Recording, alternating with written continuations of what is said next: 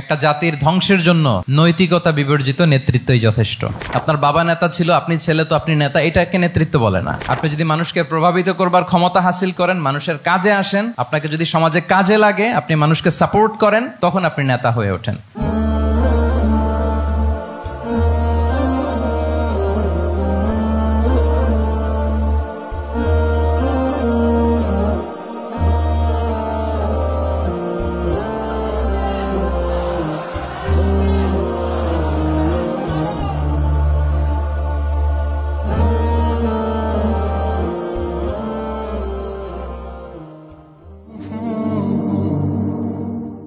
السلام عليكم ورحمة الله وبركاته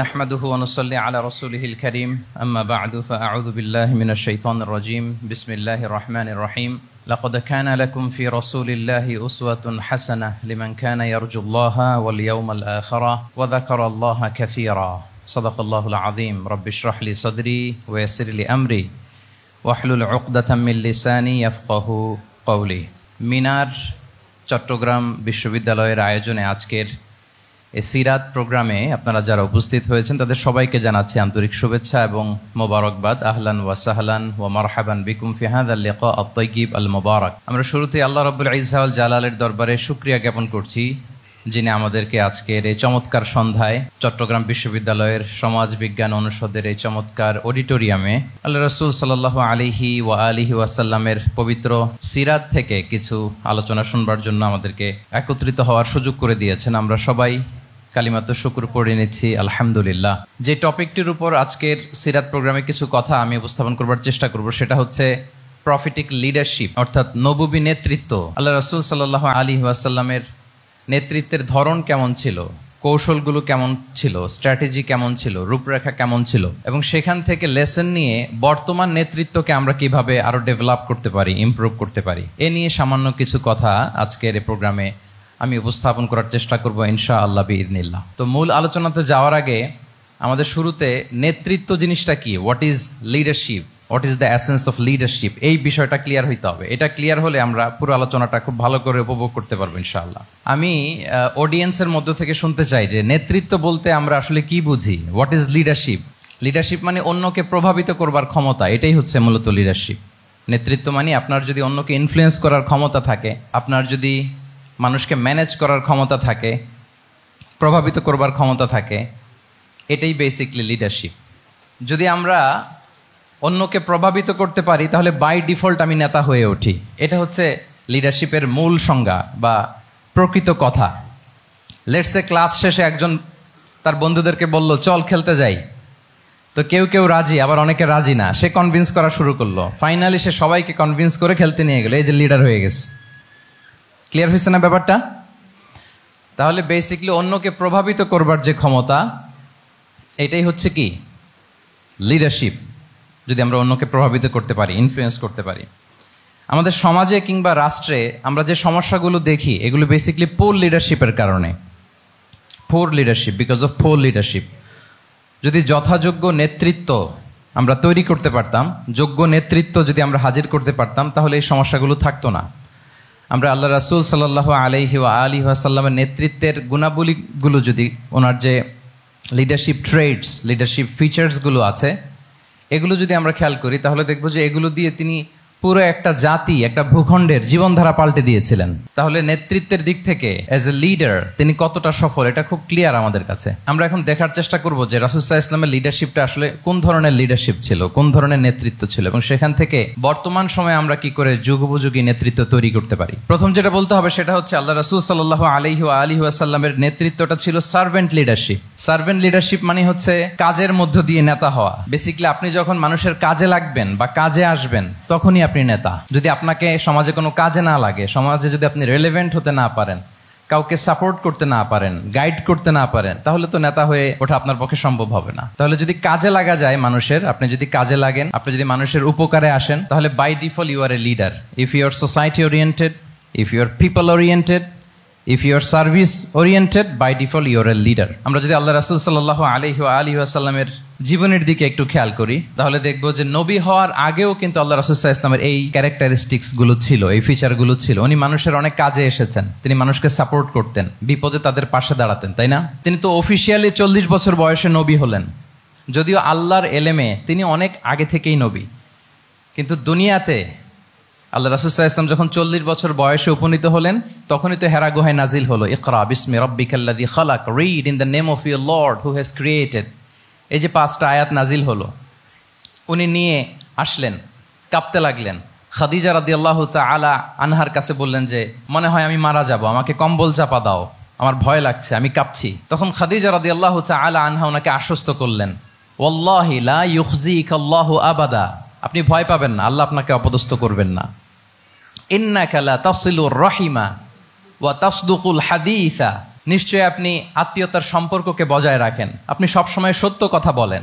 ওয়া তাহমিলুল কাল্লা, আপনি মানুষের বোঝা বয়ে দেন। ওয়া তাকসিবুল মা'দুমা, যার উপার্জন করার কোনো সক্ষমতা নেই তার জন্য আপনি উপার্জন করেন, তাকে আপনি ফিনান্সিয়াল সাপোর্ট করেন। ওয়া তাকরিউদ দাইফা, আপনি মেহমানকে খাওয়ান। ওয়া তুঈনু আলা নাওয়াইবিল হক, সত্য যেখানে বিপন্ন সেখানে আপনি সত্যের বীর সেনানী হয়ে দাঁড়িয়ে যান। তো এই ফিচার যাদের মধ্যে থাকে, এমন ব্যক্তিত্বকে আল্লাহ তাআলা কখনোই অপমান করতে পারেন না। আপনি চিন্তিত হবেন না, ডোন্ট ওয়ারি অ্যাবাউট ইট, কোনো ভয় নাই, কোনো চিন্তা নাই, আপনি আশ্বস্ত হন। তাহলে দেখেন, এই যে 6টা গুণের কথা খাদিজা রাদিয়াল্লাহু তাআলা আনহা বললেন, এগুলো কিন্তু রাসূল সাল্লাল্লাহু আলাইহি ওয়াসাল্লাম নবী হওয়ার আগের গুণ। অর্থাৎ 40 বছর বয়সে তিনি উপনীত হওয়ার আগেই ওনার এই অভ্যেস ছিল যে উনি অন্যের বোঝা বইয়ে দিতে হেল্প করতেন, মানুষকে সাপোর্ট করতেন। যার উপার্জন করার সুযোগ নাই, ক্ষমতা নাই, তাকে তিনি উপার্জন করে দিতেন, মানে তাকে ফিনান্সিয়ালি সাপোর্ট করতেন, মেহমান খাওয়াতেন। তার মানে নবী হওয়ার আগেই উনি জনকল্যাণমূলক কাজে নিজেকে সম্পৃক্ত রেখেছেন। মানুষকে তিনি সাপোর্ট করতেন, মানুষকে হেল্প করতেন, উনি মানুষের কাজে লাগতেন। আর যে মানুষের কাজে লাগে, মানুষের উপকারে আসে, জনকল্যাণমূলক কাজে নিজেকে সম্পৃক্ত রাখে, বাই ডিফল্ট সে নেতা, বাই ডিফল্ট সে কি নেতা হয়ে যায়। তাহলে to serve before to lead, নেতৃত্ব এটা আসলে পজিশনের সাথে সম্পৃক্ত না, ইটস অল অ্যাবাউট ইনফ্লুয়েন্স। আপনার বাবা নেতা ছিল, আপনি ছেলে, তো আপনি নেতা, এটাকে নেতৃত্ব বলে না। আপনি যদি মানুষকে প্রভাবিত করবার ক্ষমতা হাসিল করেন, মানুষের কাজে আসেন, আপনাকে যদি সমাজে কাজে লাগে, আপনি মানুষকে সাপোর্ট করেন, তখন আপনি নেতা হয়ে ওঠেন। তাহলে রাসূল সাল্লাল্লাহু আলাইহি ওয়াসাল্লামের লিডারশিপটা যদি বুঝতে হয়, প্রথম কথা হচ্ছে ওনার লিডারশিপের প্যাটার্নটা ছিল সার্ভেন্ট লিডারশিপ, মানে সার্ভিস দেওয়ার মধ্য দিয়ে উনি নেতা বনে গেছেন। নবী হওয়ার আগেই ওনার মধ্যে এই ট্রেড ছিল, উনি মানুষকে সার্ভিস দিতেন। আরবিতেও একটা কথা আছে, সাইয়্যিদুল কওমি খাদিমুহুম, মানে যিনি সমাজের নেতা তিনি হবে সমাজের সবচেয়ে বড় খাদেম। যিনি নেতা হবেন তিনি সমাজের সবচেয়ে বড় কি হবেন? খাদেম হবেন। আমি টোটাল 12টা পয়েন্ট আলোচনা করবার চেষ্টা করবো ইনশাআল্লাহ। প্রথম পয়েন্টটা হচ্ছে সার্ভেন্ট লিডারশিপ, মানে to serve before to lead. নেতা হওয়ার আগে খাদেম হইতে হবে। কি হইতে হবে? খাদেম হইতে পারলে আপনি বাই ডিফল্ট নেতা। তাহলে আল্লাহ রাসূল সাল্লাল্লাহু আলাইহি ওয়া আলিহি ওয়াসাল্লামের নেতৃত্বের প্রথম কথা হচ্ছে ওনার লিডারশিপ প্যাটার্নটা ছিল সার্ভেন্ট লিডারশিপ। এটা হচ্ছে নাম্বার 1। 2 নাম্বার কথা হচ্ছে নেতৃত্বের জন্য যেটা লাগে সেটা হচ্ছে কম্পিটেন্স। কিছু কম্পিটেন্স লাগে, এর মধ্যে অন্যতম কম্পিটেন্স হচ্ছে এলোকোয়েন্স, বাগ্মিতা, বক্তব্যের পারঙ্গমতা, এটা লাগে। মানে যিনি নেতা হবেন তিনি কথা বলতে জানতে হবে, কথা বলতে পারতে হবে। এবার বলেন তো, আল্লাহ রাসূল সাল্লাল্লাহু আলাইহি ওয়াসাল্লামের এই কোয়ালিটিটা ছিল কি ছিল না? অসাধারণ কমিউনিকেশন স্কিল ছিল আল্লাহ রাসূল সাল্লাল্লাহু আলাইহি ওয়া আলিহি ওয়াসাল্লামের। এবং ওনার পাবলিক স্পিকিং এর যে কি দক্ষতা, আমরা ওনার বিভিন্ন বক্তব্যে, ওনার জুমার খুতবায়, ওনার বিভিন্ন আলোচনায়, বক্তব্যগুলো থেকে আমরা বুঝতে পারি। তাহলে নেতা হইতে হলে তার এলোকোয়েন্স লাগে, বাগ্মিতা লাগে। একজন মানুষ সর্বপ্রথম কোন জিনিসের প্রেমে পড়ে জানেন? কথার প্রেমে পড়ে। কিসের?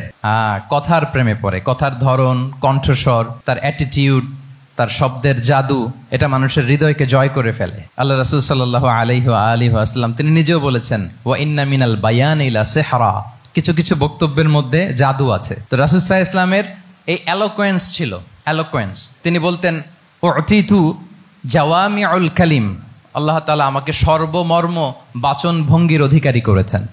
মানে উনি যেটা বলতেন এটা ছিল very precise in wording but comprehensive in meaning. এটার যে দোতনা, এটার যে appeal to the heart of the people, to the heart of the listener, এটা অসাধারণ, মানুষের হৃদয়কে জয় করে ফেলতো। আল্লাহু আকবার। তাহলে নেতা হইতে হইলে তার কমিউনিকেশন স্কিল লাগবে। কি বলেন? লাগবে। এখন নেতা আসছে, উনি বক্তব্য করতে পারতেছে না, তাহলে কি নেতা হইতে পারবে? তাহলে পাবলিক স্পিকিং, কমিউনিকেশন স্কিল, এটা ইটস এ মাস্ট, এটা নেতার লাগবে। যেমনটি রাসূলুল্লাহ সাল্লাল্লাহু আলাইহি ওয়া আলিহি ওয়াসাল্লামের ছিল। উনি সর্বমর্ম বাচন ভঙ্গির অধিকারী ছিলেন, বলতেন কম কিন্তু এটার অ্যাপিল ছিল অনেক বেশি, এটার ব্যাখ্যা হয়ে যেত অনেক। রাসূল সাল্লাল্লাহু আলাইহি ওয়াসাল্লামের সবচাইতে বড় ভাষণটি ছিল বিদায় হজের ভাষণ, খুব সম্ভবত। ওই ভাষণের টেক্সটগুলোকে যদি একসাথে করা হয়, আমার মনে হয় 10 মিনিটের বেশি লাগবে না ওই টেক্সটগুলো পড়তে। তার মানে সবচাইতে বড় যে ভাষণ ওনার, ওটা কত ছিল? 10 থেকে 12 মিনিটের ভাষণ ছিল।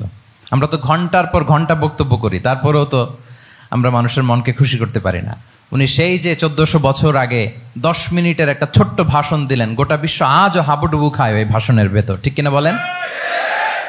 তাহলে উতিতু জাওয়ামিউল কালিম, আমি সর্বমর্ম বাচনভঙ্গির অধিকারী। সুবহানাল্লাহ, ভেরি প্রিসাইজ এন্ড ক্লিয়ার। কতটা প্রিসাইজ এন্ড ক্লিয়ার ছিল রাসূল সাল্লাল্লাহু আলাইহি ওয়াসাল্লামের বক্তব্য?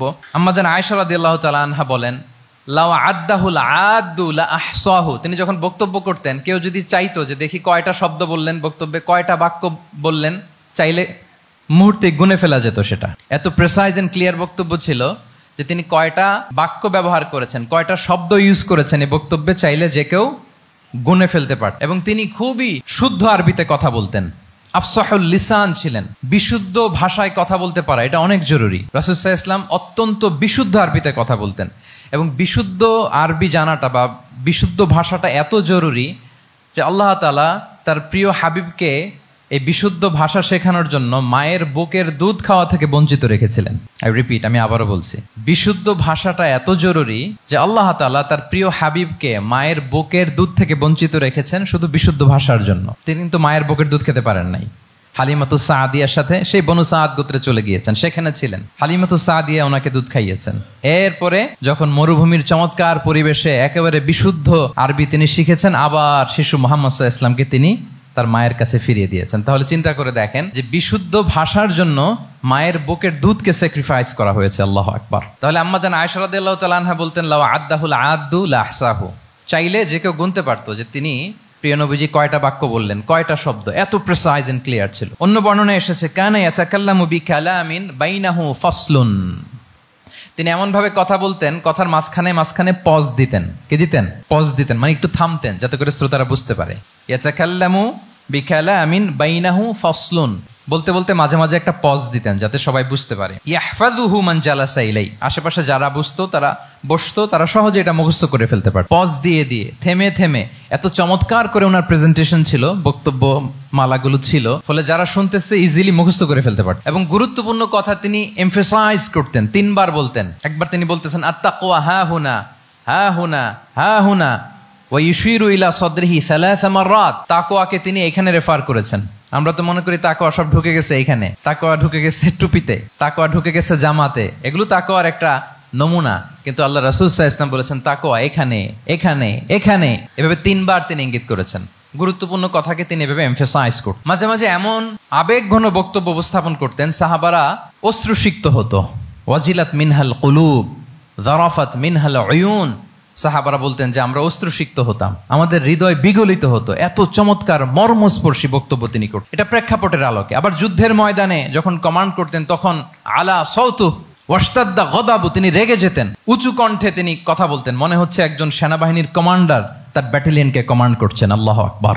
তাহলে বক্তব্যের যত দিক হতে পারে, স্লো মোশনে তেজস্বী বক্তব্য, খুব জ্বালাময়ী বক্তব্য, আবার মর্মস্পর্শী বক্তব্য, সব ধরনের বক্তব্য তিনি করতেন। সুবহানাল্লাহ। তাহলে এলোকোয়েন্স, 2 নাম্বার হচ্ছে এলোকোয়েন্স। কম্পিটেন্সের খুব গুরুত্বপূর্ণ একটা অংশ হচ্ছে এলোকোয়েন্স, বাগ্মিতা। এটা একজন নেতার থাকা চাই। কি বলেন? একজন নেতার এরকম বক্তব্য দিতে জানতে হবে না? আল্লাহ রাসূল সাল্লাল্লাহু আলাইহি ওয়া আলিহি ওয়াসাল্লাম তিনি ঠিক এইভাবে বক্তব্য করতেন।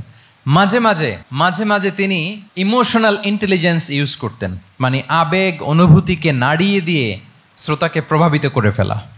স্পিরিচুয়াল ইন্টেলিজেন্স বা ইমোশনাল ইন্টেলিজেন্স তিনি বক্তব্যের মধ্যে ব্যবহার করতেন। এমনভাবে তিনি নাসিহাত করতেন, এমনভাবে কথা বলতেন, মানুষের আবেগ অনুভূতিকে তিনি নাড়িয়ে দিতেন। আল্লাহু আকবার।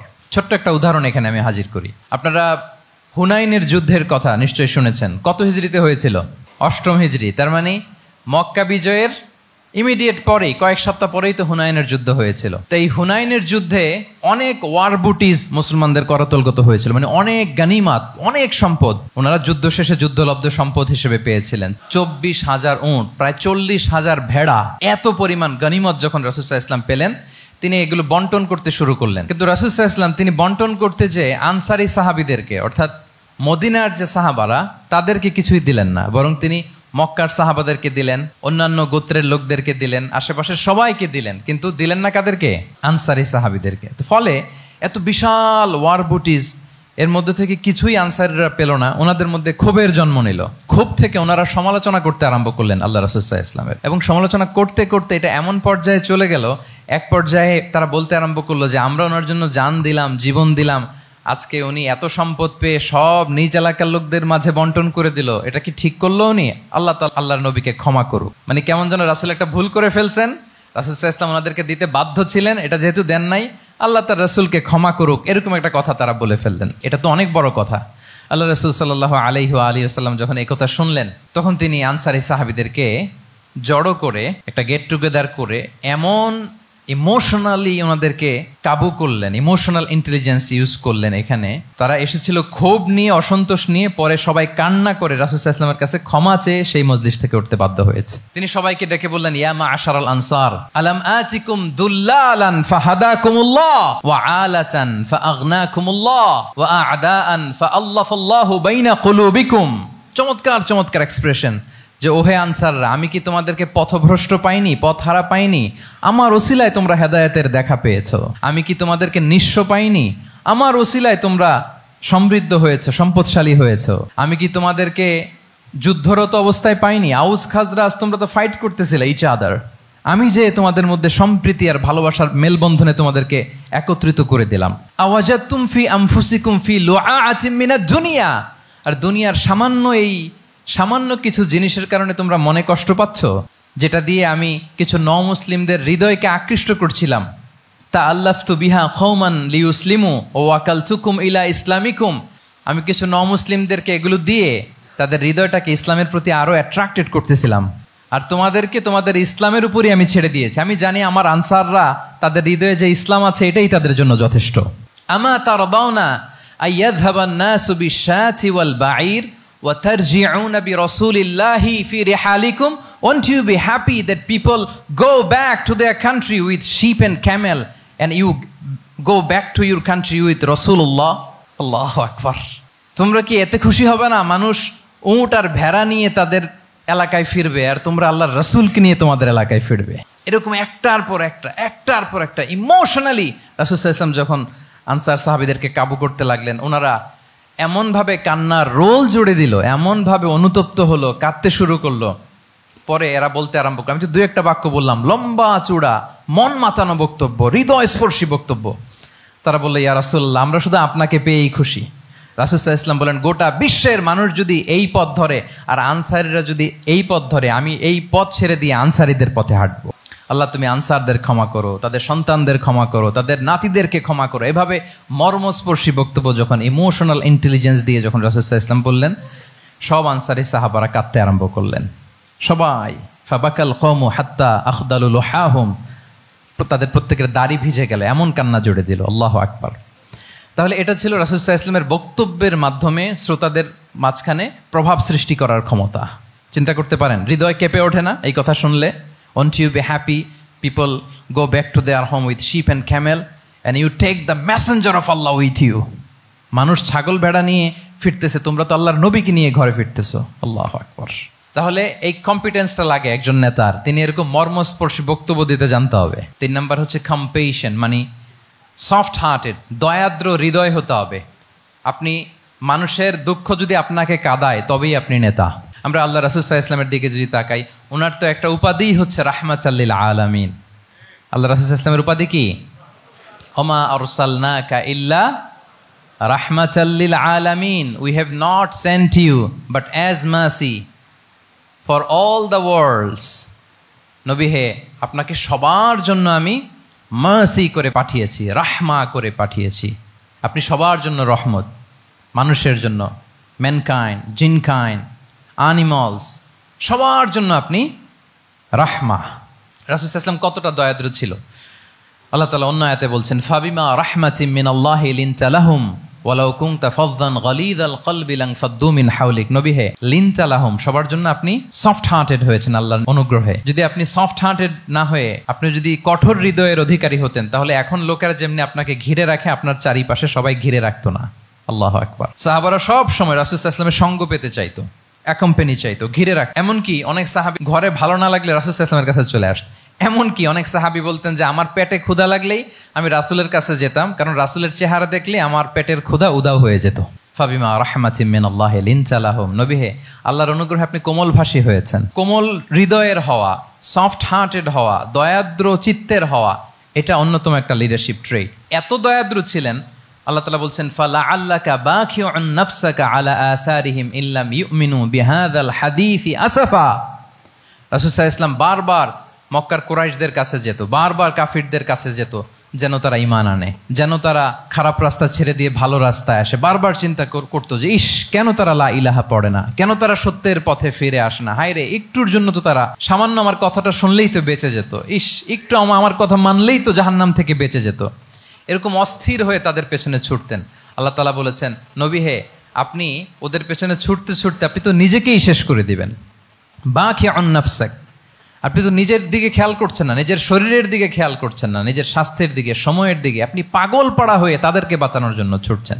তাহলে কতটা দয়াদ্র কোমল হৃদয়ের অধিকারী হলে যে কাফেররা রাসূল সাল্লাল্লাহু আলাইহি ওয়াসাল্লামকে ফিজিক্যালি মেন্টালি এমন কোনো টর্চার নেই করে নাই, তাদের পিছনে পিছনে ছুটতেন তিনি। হায় রে, একটু যদি ইমানের রাস্তায় আনা যায়, কোনোভাবে যদি তাদেরকে বুঝিয়ে কনভিন্স করা যায়, তাহলে কম্প্যাশনেট, দয়ালু হওয়া, এটা নেতৃত্বের অন্যতম একটা গুণ। আপনার হৃদয়ে দয়া থাকতে হবে, মায়া থাকতে হবে সবার জন্য, কারণ নেতা তিনি তো সবার।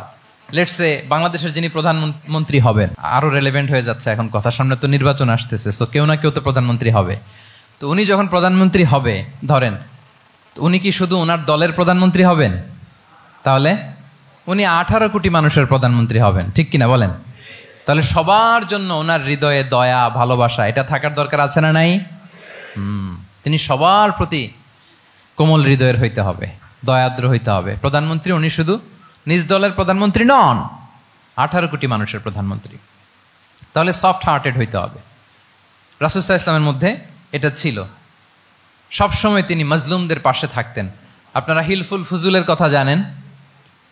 ওনার বয়স যখন 35, ইয়ামানের এক ব্যবসায়ী আসছিল মক্কায় ব্যবসা করতে। পণ্য বিক্রির পরে আস ইবনে ওয়াইল নামে এক দুষ্ট জালেম, সে পণ্য নিয়ে বলে আমরা এই এলাকার লোক, আমরা দাম দিব না, কি করতে পারো করো।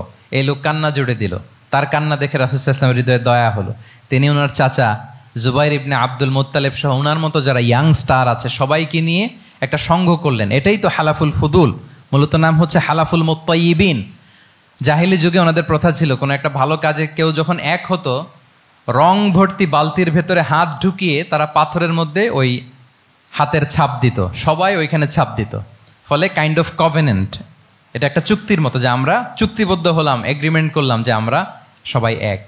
তো রাসূল সাল্লাল্লাহু আলাইহি ওয়াসাল্লাম ওনার মতো ইয়াংস্টারদেরকে নিয়ে এই হালাফুল মুত্তাইয়িবিন বা হালাফুল ফুদুল করেছেন। এবং এটার মূল কথা ছিল, মূল স্লোগান ছিল নাহনু মাআল মাজলুম দিদ্দাল যালিম, আমরা সবসময় মাজলুমের পক্ষে থাকবো, জালিমের বিপক্ষে। এটা ছিল হিলফুল ফুজুলের কি মূল শিক্ষা। এভাবে সব সময় তিনি মাজলুমদের সাথে ছিলেন। শ্রমিক সাহাবীদেরকে বড্ড ভালোবাসতেন, শ্রমজীবীদেরকে বড্ড ভালোবাসতেন। এমনকি বিদায় হজের মতো এরকম গুরুত্বপূর্ণ ভাষণও শ্রমজীবীদের কথা বাদ যায়নি, গরিবদের কথা বাদ যায়নি। আরিকাআকুম আতঈমুহুম মিম্মা তাআকুলুন ওয়ালবাসুহুম মিম্মা তালবাসুন। খবরদার, সেদিনও বলেছিলেন সেই বিদায় হজের ভাষণে, তোমরা তোমাদের শ্রমজীবী লোকদের কথা ভুলে যেও না, তোমাদের স্টাফদের কথা, তোমাদের দাস দাসীদের কথা। তোমরা যা খাবে সেখান থেকে তাদেরও খাওয়াবে, তোমরা যে পোশাক পরবে সেখান থেকে তাদেরও পোশাকের ব্যবস্থা করবে। আল্লাহু আকবার। তাহলে রাহমাতাল লিল আলামিন, তিনি ছিলেন কম্প্যাশনেট, দয়ালু হৃদয়ের অধিকারী। 4 নম্বরে হচ্ছে ইন্টিগ্রিটি। ইন্টিগ্রিটি মানে সততা, নৈতিকতা থাকতে হবে। এটা অন্যতম একটা লিডারশিপ ট্রেট। এটার বড় ক্রাইসিস এখন ইন্টিগ্রিটির। রাসূল সাল্লাল্লাহু আলাইহি ওয়াসাল্লামের লিডারশিপটা ছিল এথিক্যাল লিডারশিপ, কিন্তু এইটার অনেক বড় ক্রাইসিস আমাদের সমাজে, আমাদের নেতৃত্বের মাঝে। কি বলেন? নৈতিকতার ঘাটতি আছে না? নৈতিকতা বিবর্জিত নেতৃত্ব, এটা দিয়ে কিছুই হয় না। একটা জাতির ধ্বংসের জন্য নৈতিকতা বিবর্জিত নেতৃত্বই যথেষ্ট। এজন্য নৈতিকতা লাগবে, ইন্টিগ্রিটি, সততা। আমরা যদি আল্লাহ রাসূল সাল্লাল্লাহু আলাইহি ওয়াসাল্লামের নেতৃত্বের দিকে তাকাই, ওনার সততা, ওনার সত্যবাদিতা, ওনার আমানতদারিতা নিয়ে যদি আমরা একটু সিরাতের পরতে পরতে খেয়াল করি, এমনকি নবী হওয়ার আগে যদি খেয়াল করি, তাহলে দেখব যে মক্কার লোকেরা আল্লাহ রাসূল সাল্লাল্লাহু আলাইহি ওয়াসাল্লামকে আস-সাদিক, আল আমিন উপাধিতে ভূষিত করেছেন। সুবহানাল্লাহ, মানে সত্যবাদী, ট্রুথফুল অ্যান্ড ট্রাস্টওয়ার্দি। স্বয়ং মক্কার লোকেরা, মক্কার মুশরিকরা রাসূল সাল্লাল্লাহু আলাইহি ওয়াসাল্লামকে উপাধি দিয়েছিলেন আল আমিন। কি উপাধি দিয়েছিলেন? আল আমিন। তার মানে কখনো মিথ্যা বলেননি, কখনো আমানতের খেয়ানত করেননি। যখন আয়াত নাজিল হলো ওয়া আনজির আশিরাতাকাল আকরাবিন, হে নবী আপনি আপনার নিকট আত্মীয়দেরকে সতর্ক করুন জাহান্নামের আযাবের, তিনি সাফা পাহাড়ের চূড়ায় উঠে গেলেন, ডাকতে আরম্ভ করলেন, ও মক্কার লোকেরা, ও আমার আত্মীয়রা, আমি যদি বলি এই পাহাড়ের পেছনে একদল ঘোড় সাওয়ার সশস্ত্র ব্যাটালিয়ন তোমাদেরকে এখনই অ্যাটাক করবে, তোমরা কি বিশ্বাস করবে? আকুনতুম মুসাদ্দিকিয়া, আমার কথা বিশ্বাস করবে? মক্কাবাসী এক বাক্যে কি বলেছিল জানেন? তারা বলেছিল নাম, অবশ্যই বিশ্বাস করবে। কেন বিশ্বাস করবে? বলে যে মা জাররাবনা আলাইকা ইল্লা সিদকা, we have never ever experienced a single lie from you in our life. আমরা জীবনে কোনোদিন তোমার মিথ্যা বলতে শুনি নাই। আল্লাহু আকবার। কি নিঃসংকোচ স্বীকৃতি এলাকার লোকদের। এইটা আমাদের সমাজে অনেক বড় ক্রাইসিস, আমানতদারিতা, ট্রাস্টওয়ার্দিনেস। সো এখান থেকে আমাদের শিখতে হবে, অনেক কিছু রিভাইজ করতে হবে আমাদেরকে। এই যে নতুন বাংলাদেশের চমৎকার সময় এসেছে, আর 54 বছরও হয়তো আমরা এই সুযোগ পাবো না। এজন্য আমাদেরকে শিখতে হবে রাসূল সাল্লাল্লাহু আলাইহি ওয়াসাল্লামের যে ইন্টিগ্রিটি, ওনার যে ট্রাস্টওয়ার্দিনেস, এই আমানতদারিতা থেকে আমাদেরকে শিখতে হবে। তাহলে নেতাকে আস্থার জায়গা তৈরি করে নিতে হয়। রাসূল সাল্লাল্লাহু আলাইহি ওয়াসাল্লাম এটা ধীরে ধীরে তৈরি করেছেন। আপনারা জানেন যে উনি নবুয়তের আগে পার্টনারশিপে বিজনেস করতেন খাদিজা রাদিয়াল্লাহু তাআলা আনহার সাথে, মানে খাদিজা রাদিয়াল্লাহু তাআলা আনহার ইনভেস্টমেন্ট আর উনি শ্রম দিতেন। তো উনি সিরিয়াতে গিয়েছেন পণ্য নিয়ে, মালামাল নিয়ে। ওনার ব্যবসা বাণিজ্যের ধরন কেমন এটা দেখবার জন্য খাদিজা রাদিয়াল্লাহু তাআলা আনহা ওনার এক বান্ধবীকে পাঠিয়েছিলেন ওই ক্যারাভ্যানে, ওই কাফেলায়। নাম ছিল মাইসারা। তো মাইসারাকে বলেছে, মাইসারা তুমি দেখবা যে টাকা পয়সা আবার উল্টাপাল্টা করে কিনা, ঠিকঠাক মতো ব্যবসা করে কিনা, আমার huge investment, on behalf of me তুমি এই ক্যারাভ্যানে থাকবে আর দেখবে যে মোহাম্মদ ঠিকঠাক বিজনেসটা করে কিনা। আল্লাহু আকবার। মাইসারা এই সফর শেষে এসে খাদিজা রাদিয়াল্লাহু তাআলা আনহার কাছে এমন পজিটিভ রিভিউ দিয়েছে, এই রিভিউ শুনেই খাদিজা রাদিয়াল্লাহু তাআলা আনহা বিষ্ণু ইসা ইসলামকে বিয়ে করার জন্য রাজি হয়ে গেছেন। আলহামদুলিল্লাহ। মাইসারা এসে রিভিউ দিতে লাগলো যে মোহাম্মদ সে সবার চেয়ে আলাদা সাল্লাল্লাহু আলাইহি ওয়াসাল্লাম। তার ওঠা বসা, তার চলন বলন, তার কথন, তার ডিলিংস, তার লেনদেন সব আলাদা, অসাধারণ তিনি। মাইসারার রিভিউ শুনে আল্লাহু আকবার, খাদিজা রাদিয়াল্লাহু তাআলা আনহা তিনি অবাক হয়ে গেলেন এবং তিনি বিয়ের প্রস্তাব পাঠালেন। রাসূল সাল্লাল্লাহু আলাইহি ওয়াসাল্লামের এই আমানতদারিতায় মুগ্ধ হয়ে কি করলেন? বিয়ের প্রস্তাব পাঠালেন। তাহলে কি পরিমাণে ট্রাস্টওয়ার্দিনেস ওনার ছিল। আরো মজার ব্যাপার হচ্ছে, মক্কার কুরাইশরা, মক্কার লোকেরা রাসূল সাল্লাল্লাহু আলাইহি ওয়াসাল্লামের কাছে এসে আমানতের সম্পদ গচ্ছিত রাখতো। আবু জাহেলের কাছে রাখতো না, উতবা, শাইবা, ওয়ালিদ ইবনে মুগিরা কারো কাছে রাখতো না। খেয়াল করে দেখেন, দল করে আবু জাহেলের, দল করে কার? কিন্তু আমানত রাখে কার বাসায়? কি অবাক করা কাণ্ড না? কর্মী হচ্ছে আবু জাহেলের, কিন্তু আমানতের সম্পদ রাখে কার কাছে? মুহাম্মদ সাল্লাল্লাহু আলাইহি ওয়াসাল্লামের বাসায়। রাসূল সাল্লাল্লাহু আলাইহি ওয়াসাল্লাম যেদিন হিজরত করবেন, উনি সাইয়েদনা আলী রাদিয়াল্লাহু তাআলা আনহুকে অ্যাসাইন করে গিয়েছেন যে আলী তুমি থাকো, তুমি কয়েকদিন পরে মদিনায় হিজরতে যাবা, আমার কাছে যত আমানতের সম্পদ আছে এগুলো তুমি আগে বিলি করে তারপরে যাবে। রাসূল সাল্লাল্লাহু আলাইহি ওয়াসাল্লাম আবু বকর রাদিয়াল্লাহু তাআলা আনহুকে নিয়ে চলে গেলেন। আলী রাদিয়াল্লাহু তাআলা আনহুর টানা 3 দিন লেগেছে যে ডেপোজিটগুলো রাসূল সাল্লাল্লাহু আলাইহি ওয়াসাল্লামের কাছে ছিল, আমানতের যে জিনিসগুলো ছিল এগুলো বন্টন করতে সাইয়েদনা আলী রাদিয়াল্লাহু তাআলা আনহু 3 দিন সময় নিয়েছেন। 3 দিন। এত পরিমাণ আমানতের সম্পদ রাসূল সাল্লাল্লাহু আলাইহি ওয়াসাল্লামের কাছে ছিল। আল্লাহু আকবার। তাহলে এই আমানতদারিতা, সততা, অনেস্টি, ট্রাস্টওয়ার্দিনেস এটা অনেক জরুরি নেতৃত্বের জন্য। নেতা হতে চাইলে তাকে আমানতদার হইতে হবে। যদি একজন ট্রু লিডার কেউ হতে চায়, তার মধ্যে আমানতদারিতা চাই। কি চাই? আমানতদার। তাহলে ইন্টিগ্রিটি। 5 নম্বরে হচ্ছে গুড ইন্টারাকশন উইথ ফলোয়ার্স। নেতার তার ফলোয়ারের সাথে কি লাগবে? ভালো ইন্টারাকশন লাগবে, সুন্দর একটা সম্পর্ক লাগবে, ভালো বোঝাপড়া চাই। একজন ভালো নেতৃত্বের বৈশিষ্ট্য হচ্ছে নেতা তার ফলোয়ারের সাথে কি করবে? ইন্টারেক্ট করবে। এখানেই বস আর লিডারের মধ্যে পার্থক্য। বস কি করে? অর্ডার করে শুধু। বসের কাজ হচ্ছে এই ডুজ অ্যান্ড ডোন্টস বলে দেয়, এইটা করা যাবে, ওইটা করা যাবে, মানে অর্ডার করে, ডিরেক্ট করে। কিন্তু লিডার কি করে? গাইড করে, মেন্টরিং করে, ইন্সপায়ার করে, মোটিভেট করে। So here is the difference between leader and boss. তাহলে বসই হওয়া যাবে না। নেতা হইতে চাইলে বসই হওয়া যাবে না। You have to interact with your followers. আপনার ফলোয়ারের সাথে ইন্টারাকশন লাগবে, তবেই আপনি নেতা। আমরা দেখি রাসূল সাল্লাল্লাহু আলাইহি ওয়াসাল্লামের কেমন ইন্টারাকশন ছিল। রাসূল সাল্লাল্লাহু আলাইহি ওয়াসাল্লাম যে কোনো বড় ডিসিশনে সাহাবাদের সাথে কনসালটেশন করতেন, পরামর্শ করতেন, তারপরে সিদ্ধান্ত নিতেন। ওয়াশাবিরহুম ফিল আমর, এই আয়াতের ভিত্তিতে তিনি সবার সাথে কি করে নিতেন? সাহাবাদের সাথে পরামর্শ করে নিতেন। আপনারা দ্বিতীয় হিজরির যে বদরের যুদ্ধের কথা জানেন, বদরের প্রান্তরটা মদিনা থেকে প্রায় 130 কিলো দক্ষিণ পশ্চিমে। তো ওখানে গেলেন মদিনা থেকে তিনি। যাওয়ার পরে এক জায়গায় তিনি সেনা ক্যাম্প স্থাপন করলেন। স্থাপন করার পরে হাব্বাব ইবনুল মুনজির রাদিয়াল্লাহু তাআলা আনহু তিনি জিজ্ঞেস করলেন, ইয়া রাসূলুল্লাহ, এই যে আপনি এই জায়গায় বদরের প্রান্তরে সেনা শিবির স্থাপন করলেন, সেনা ক্যাম্প স্থাপন করলেন, এটা কি আল্লাহর দেখিয়ে দেয়া কোনো জায়গা নাকি আপনার ইচ্ছায়? তিনি বললেন, আমানজিলান আনসালাকাল্লাহু লাইসা লানা আন নাতাকদ্দামাহু ওয়ালা নাতাআখারা আনহু। এটা কি একেবারে ফিক্সড আল্লাহর পক্ষ থেকে ওহী যে এখানেই শিবির স্থাপন করতে হবে, নাকি আমহুয়া রায়ু ওয়াল হারবু ওয়াল মাকিদা, নাকি এটা যুদ্ধের কৌশল হিসেবে আপনি নিজ থেকে করেছেন? রাসূল সাল্লাল্লাহু আলাইহি ওয়াসাল্লাম বললেন, না, এটা কোনো ওহী না। আমার কাছে মনে হয়েছে, আমার যে অ্যানালিসিস, আমার মনে হয়েছে বদরের যুদ্ধে এখানেই আমাদের পজিশনিংটা হইলে ভালো হয়। হাব্বাব ইবনে মুনজির রাদিয়াল্লাহু তাআলা আনহু বলেন, না, ইদান লাইসা হাযা বিমানসিল ইয়া রাসূলুল্লাহ, তাহলে এইখানে যদি আপনার নিজ থেকে আপনি এটা ডিসাইড করেন, আমি আপনার অনুমতিক্রমে বলতে চাই ইয়া রাসূলুল্লাহ, এটা সুন্দর জায়গা হয়নি। সুন্দর জায়গা হয়নি? তাহলে কোথায়? হাব্বাব বললেন, ওইখানে, ওই যে বদরের একটা কুয়া আছে, এখানে পানির সোর্স আছে, আমরা যদি ওইখানে একটা ব্লকেট দিয়ে দাঁড়াতে পারি, তাহলে কোরাইশরা এসে আর পানি খেতে পারবে না, ওরা পানি না খেয়েই মরবে, যুদ্ধেও মরবে, পানির অভাবেও মরবে। আল্লাহু আকবার। এক মুহূর্ত দেরি করলেন না রাসূল সাল্লাল্লাহু আলাইহি ওয়াসাল্লাম। এই অপিনিয়ন পাওয়ার সাথে সাথেই বললেন, এই সেনা ক্যাম্প এখান থেকে উঠে হাব্বাব যেখানে বলেছে ওইখানে যে সেনা শিবির স্থাপন করো। এক সেকেন্ডও দেরি করেন নাই। তাহলে কোনো ইগোইস্টিক ঝামেলা ছিল না, ভেরি অ্যাকোমোডেটিভ ছিলেন রাসূল সাল্লাল্লাহু আলাইহি ওয়াসাল্লাম। আমরা অনেক সময় নতুন কোনো কথা শুনলে, কোনো রিফর্ম শুনলে, শ্রোতাদের মধ্যে থেকে কিছু একটা শুনলে আটকে উঠি, চেঞ্জ করতে চাই না, রিজিড হয়ে থাকে। এই রিজিডিটি রাসূল সাল্লাল্লাহু আলাইহি ওয়াসাল্লামের মধ্যে ছিল না, ভেরি অ্যাকোমোডেটিভ ছিলেন, ইজিলি ওপেন আপ করতে পারতেন। মুহূর্তেই বলেন, ঠিক আছে, আমি যেখানে করেছি আসলে ঠিক হয় না, হাব্বাব যেখানে বলেছে সবাই ওখানে যে সেনা ক্যাম্প স্থাপন করো। আল্লাহু আকবার।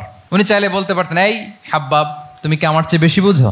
আমি তো নবী, তুমি আমার উম্মাহ, আমার কাছে ওহী আসে। কোনো ধরনের আর্গুমেন্টে না যে সরাসরি রাসূল সাল্লাল্লাহু আলাইহি ওয়াসাল্লাম এটাকে মেনে নিলেন। আল্লাহু আকবার। তাহলে এই যে ইন্টারাকশন দেখেন, কত চমৎকার ইন্টারাকশন ছিল সাহাবীদের সাথে রাসূলুল্লাহ সাল্লাল্লাহু আলাইহি ওয়া আলিহি ওয়াসাল্লামের। তাহলে good interaction with your followers, এটা জরুরি। আমরা যদি খন্দকের ঘটনা দেখি, খন্দকের যে পরীক্ষা খনন করা হয়েছিল, এটা কিন্তু কোনো মদিনার বা মক্কার কোনো আরাবিয়ান সাহাবাদের কাছ থেকে এই পরামর্শ আসেনি। এসেছে কার কাছ থেকে? সালমান আল ফারিসি। বাড়ি কই? সেই ইরান, ইয়ামান না, ইরানে। উনি হি ওয়াজ পার্সিয়ান, উনি ইরান থেকে আসছে। তাহলে ইজিলি তিনি সাহাবীদের কাছ থেকে চমৎকার অপিনিয়ন আসলে সেটাকে পিক করতেন এবং তাদের সাথে চমৎকার ইন্টারাকশন ছিল। সাহাবীদের সাথে, ফলোয়ারদের সাথে ওনার কতটা গভীর ইন্টারাকশন ছিল, ছোট্ট একটা হাদিস বলে, হাদিসটা সহিহ, মুসনাদে আহমদ ইবনে হাম্বালে এসছে। আমি এই পয়েন্টটা শেষ করছি। রাসূল সাল্লাল্লাহু আলাইহি ওয়াসাল্লামের যুগে এক সাহাবী ছিল, তার নাম ছিল জাহির ইবনে হারাম আল আশজাঈ। জাহির, সাহাবীর নাম কি? সবাই বলুন, কি নাম? জাহির রাদিয়াল্লাহু তাআলা। উনি মদিনায় থাকতেন না, উনি মরুপল্লীতে থাকতেন, মানে বেদুইন ছিলেন আর কি। মদিনা তো শহর, সিটি, উনি সিটিতে থাকতেন না, উনি থাকতেন মরুপল্লীতে। ওখানে তিনি অর্গানিক ফলমূল, শাকসবজি চাষ করতেন। রাসূল সাল্লাল্লাহু আলাইহি ওয়াসাল্লাম ওনার এই অর্গানিক ফলমূল আর শাকসবজি খুব পছন্দ করতেন। ফলে উনি প্রায় সেই মরুপল্লী থেকে রাসূল সাল্লাল্লাহু আলাইহি ওয়াসাল্লামের জন্য অর্গানিক ফ্রেশ ফ্রুট আর শাকসবজি মদিনায় নিয়ে আসতেন এবং এগুলো ফ্রিতে দিতেন রাসূল সাল্লাল্লাহু আলাইহি ওয়াসাল্লামকে অ্যাজ এ গিফট। উপহার হিসেবে রাসূল সাল্লাল্লাহু আলাইহি ওয়াসাল্লামকে মরুপল্লী থেকে চাষ করে আনা ফলমূল শাকসবজি দিতেন। আর কিছু শাকসবজি ফলমূল তিনি মদিনার বাজারে বিক্রি করতেন। তো একবার তিনি এসে রাসূল সাল্লাল্লাহু আলাইহি ওয়াসাল্লামকে অর্গানিক এই ফ্রুটগুলো দিয়ে বাকিগুলো মদিনার বাজারে বিক্রি করতেছেন। রাসূলুল্লাহ সাল্লাল্লাহু আলাইহি ওয়া আলিহি ওয়াসাল্লাম বাজার ভ্রমণে গেলেন, যে দেখে ওই তো জাহির, উনি আবার কানা রজুলান দামিমান, একটু কুৎসিত দেখতে, একটু খাটো কুৎসিত শ্যামবর্ণের ছিলেন। তো ওনাকে দেখেই রাসূল সাল্লাল্লাহু আলাইহি ওয়াসাল্লাম পিছন থেকে এরকম ঝাপটে ধরলেন। উনি তো দেখতে পারতেছেন না কে ধরলো। উনি বলে, মান হাদা আরসিলনি, এই ছাড়ো ছাড়ো, কে কে, এই কোন লোক আমারে ধরলো, ছাড়ো ছাড়ো করে অস্থির। যখন পিছনে ফিরে দেখে আল্লাহ রাসূল সাল্লাল্লাহু আলাইহি ওয়াসাল্লাম, এখন আর ছাড়াছাড়ি করে না, এখন ওনার পিঠটা রাসূল সাল্লাল্লাহু আলাইহি ওয়াসাল্লামের বুক মোবারকের দিকে আরো লাগাই দিচ্ছে এইভাবে। সুবহানাল্লাহ। এতক্ষণ বলে এই কে, ছাড়ো ছাড়ো। যখন দেখে রাসূল সাল্লাল্লাহু আলাইহি ওয়াসাল্লাম এখন আর তাড়াহুড়ো করতেছে না, এখন ওনার পিঠটা রাসূল সাল্লাল্লাহু আলাইহি ওয়াসাল্লামের বুক মোবারকের সাথে আরো ঠেলে দিচ্ছে। রাসূল সাল্লাল্লাহু আলাইহি ওয়াসাল্লাম এবার মজার ছড়ে বললেন, মাইয়াশতারি হাযাল আব, ফান করে বলতেছেন, এই একটা দাস আছে আমার কাছে, এই লোকটারে কে কিনবে, আমি বেচবো। জাহির রাদিয়াল্লাহু তাআলা আনহু বলেন, ইয়া রাসূলুল্লাহ, ইদান ওয়াল্লাহি তাজিদুনি কাসিদান, আমি কালো মানুষ, আমি সস্তা মানুষ, আমারে বেচলে বেশি দাম পাবেন না আপনি। আমি তো সস্তা মানুষ ইয়া রাসূলুল্লাহ। রাসূল সাল্লাল্লাহু আলাইহি ওয়াসাল্লাম বললেন, আনতা লাস্তা ইনদাল্লাহি কাসিদ ইয়া জাহির, হে জাহির তুমি আল্লাহর কাছে সস্তা নও, আনতা ইনদাল্লাহি গালি, তুমি আল্লাহর কাছে বড্ড দামি। তোমার স্কিন ব্রাইট কালার না, তুমি কুৎসিত, তুমি দুনিয়াতে সস্তা হতে পারো কিন্তু আমার আল্লাহর দরবারে তুমি কভু সস্তা নও। আনতা ইনদাল্লাহি গালি, আল্লাহর কাছে তুমি বড্ড দামি। দেখেন ইন্টারেকশন কোন মাত্রায় গেলে পিছন থেকে যে এরকম হাক করা যায়, ঝাপটে ধরা যায় এক সাহাবীকে, সুবহানাল্লাহি বিহামদি। এরকম গুড ইন্টারেকশন ছিল অনেক অনেক ভুরি ভুরি সিরাতের পরতে পরতে আপনারা পাবেন যে রাসূল সাল্লাল্লাহু আলাইহি ওয়াসাল্লামের সাথে সাহাবাদের ইন্টারেকশন কত চমৎকার ছিল। 6 নম্বরে হচ্ছে কারেজ, সাহসিকতা। নেতা হইতে হইলে সাহস লাগবে না? নেতারে বাঁচানোর জন্য কর্মীরা দৌড়াইতেছে সামনে, নেতা যদি ছোটে পেছনে, তাহলে হবে? তাহলে তো তাকে নেতা বলা যায় না। কি বলেন? নেতার তো হি শুড বি কারেজাস, তার সাহসী হইতে হবে, দুর্দান্ত সাহস থাকতে হবে তার। রাসূল সাল্লাল্লাহু আলাইহি ওয়াসাল্লামের এরকম দুর্দান্ত সাহস ছিল, অত্যন্ত সাহসিকতার অধিকারী তিনি ছিলেন। এবং এই লিডারশিপ ট্রেটটা খুবই জরুরি, এটাকে বলে mother skill. Courage is a mother skill, এটাই সব।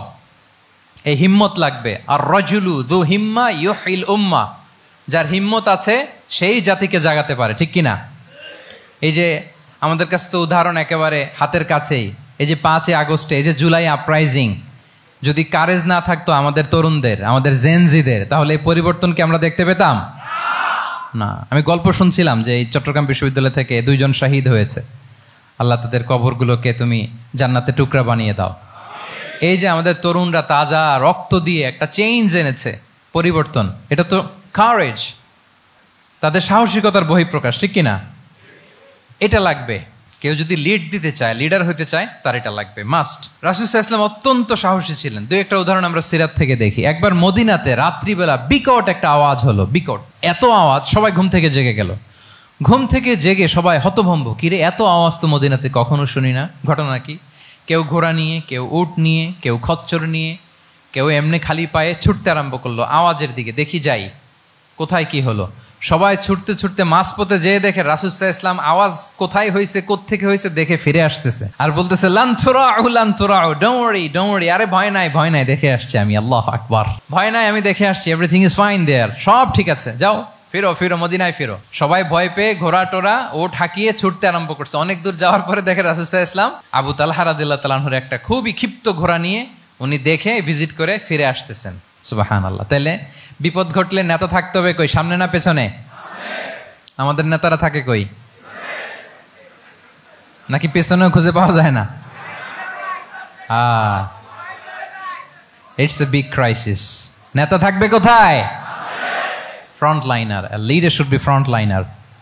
উনি তো লিড দিবে, নেতৃত্ব দিবে। এখন ওনারা যদি খুঁজে পাওয়া না যায় তাহলে থাকবে কিছু না। এই যে শিখতে হবে আমাদের, যেমনটা রাসূল সাল্লাল্লাহু আলাইহি ওয়াসাল্লাম করলেন। বিকট আওয়াজ, উনি আগে চলে গেছে, কাউকে না বলে দেখে টেকে চলে আসতেছে। আল্লাহু আকবার। হুনাইনের যুদ্ধে এক পর্যায়ে মুসলমানরা পর্যদুস্ত হয়ে যাচ্ছিল, আপনারা অনেকে জানেন। To make the long story short, পুরো ঘটনাটা আমি আনবো না। সাহাবারা দিক বিদিক ছুটতে আরম্ভ করলো, পাহাড়ের উপর থেকে এমন প্রবল বেগে তীর ছোড়া হচ্ছিল, সাহাবারা টিকতে পারছিলেন না, কেউ এদিকে কেউ ওদিকে। রাসূল সাল্লাল্লাহু আলাইহি ওয়াসাল্লাম এই তীর তলোয়ারকে উপেক্ষা করে সামনে যেয়ে দাঁড়ালেন ঢালের মতো, আর বললেন, আনা নবিয়্যু লা কাযিব, আনা ইবনু আব্দুল মুত্তালিব। এই সাহাবারা, আনা নবিয়্যু লা কাযিব, আমি সত্য নবী, আমার দিকে ফেরো, am the grandson of Abdul Muttalib, আমি দাঁড়িয়ে আছি, ফেরো। রাসূল সাল্লাল্লাহু আলাইহি ওয়াসাল্লামের যখন এই সাহসী স্টেটমেন্ট তারা পেলেন, আবার আল্লাহু আকবার ধ্বনি নিয়ে সাহাবারা সামনের দিকে এগিয়ে গেছেন। এই যে আগালেন, আর পিছু ফিরলেন না, হুনাইন জয় করেই ছাড়লেন। আল্লাহু আকবার। তাহলে ইতিহাসের পরতে পরতে, সিরাতের পরতে পরতে আমরা দেখবো যে রাসূল সাল্লাল্লাহু আলাইহি ওয়াসাল্লাম হি ওয়াজ এ হাইলি কারেজাস, অনেক সাহসী একজন ব্যক্তিত্ব ছিলেন, অত্যন্ত সাহসী পুরুষ ছিলেন। তাহলে নেতা হইতে হইলে তার কি লাগবে? সাহসিকতা লাগবে, তার তো লিড দিতে হবে ফ্রন্ট লাইন থেকে। এবং কাপুরুষতা, ভীরুতা, এটা থেকে রাসূল সাল্লাল্লাহু আলাইহি ওয়াসাল্লাম পানাহ চেয়েছেন। আল্লাহুম্মা ইন্নী আউযু বিকা মিনাল হাম্মি ওয়াল হাসান ওয়া আউযু বিকা মিনাল আজজি ওয়াল কাসাল ওয়া আউযু বিকা মিনাল জুবনি ওয়াল বুখল। জুবন মানে কি? ভীরুতা, কাপুরুষতা। হে আল্লাহ, আমি ভীরুতা থেকে, কাপুরুষতা থেকে পানাহ চাই। আমরা যেন কাপুরুষ না হই, আমরা যেন ভীরু না হই, আমরা যেন সত্যের বীর সেনানী হয়ে আবু সাঈদের মতো এরকম 2 হাত প্রসারিত করে দাঁড়াতে পারি, ঠিক কিনা? এই যে কারেজাস আবু সাঈদ, হ্যাঁ, is the icon of courage of Bangladesh. কি বলেন? এই যে বুক টান টান করে যে হাত 2টা প্রসারিত করে দাঁড়ালো, আল্লাহু আকবার। গোটা বিশ্ব এখন তাকে আইকনিক ফিগার হিসেবে মেনে নিস, কি বলেন? গোটা বিশ্ব তাকে চিনছে, তার জন্য দোয়া করছে।